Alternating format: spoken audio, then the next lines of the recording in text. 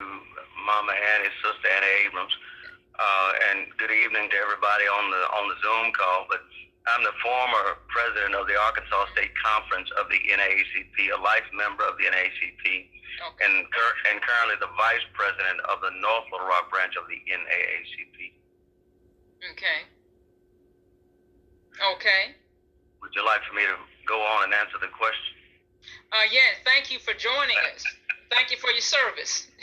Look, it's a very easy question to answer, and I know I've got like 2 minutes, but I always share this story.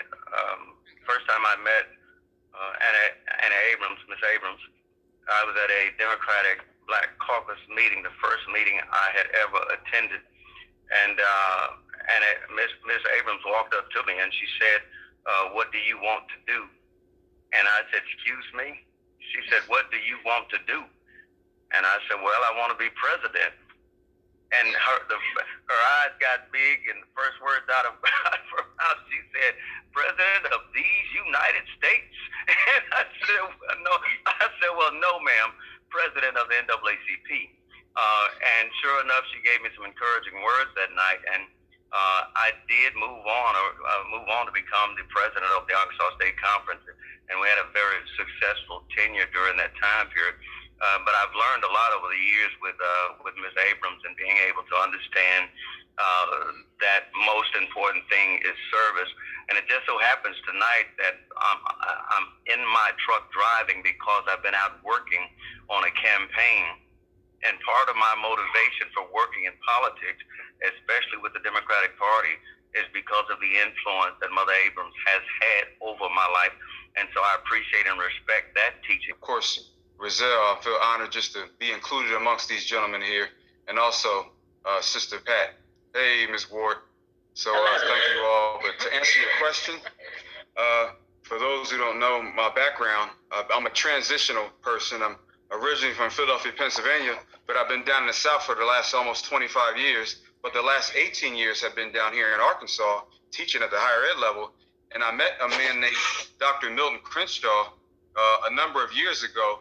And of course, we all know he transitioned about 5 years ago, but it seemed like Mother Annie picked up the torch as it relates to me from being that bridge builder between Generation X and either the baby boomers, but they're older than baby boomers. They're more seasoned than baby boomers. And so she's been pretty much a beacon of light for advice. She has been the quintessential community mother. And I've learned a whole lot from her as it relates to me being a candidate 2 years ago running for Little Rock City Board of Directors. And she always taught me about diplomacy. And she said, you have to say things in a diplomatic fashion.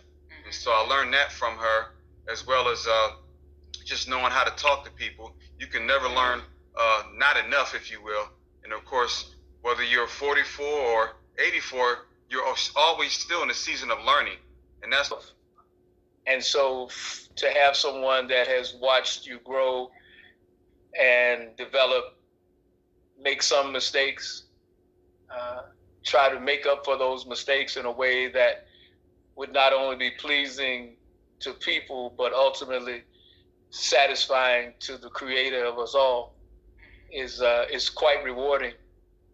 And so, Ms. Abrams, before I conclude, these few little words that I can offer, because I know people are pouring in on you from all corners of the earth. I just want you to know how much you've meant to me, giving me the opportunity to repair your fax machine when it has run out of its ink ribbon, or just to come over and sit with you and our dear four-legged friend for just a few minutes and just talk, and to work out some of life's more complex problems, and even some of those that are, just routine. But you've meant a lot to me. I owe you a great debt of service. And I want to assure you that I look forward to living up to your expectations of me. And I hope to make you proud. I hope to make you proud. Thank you for your service.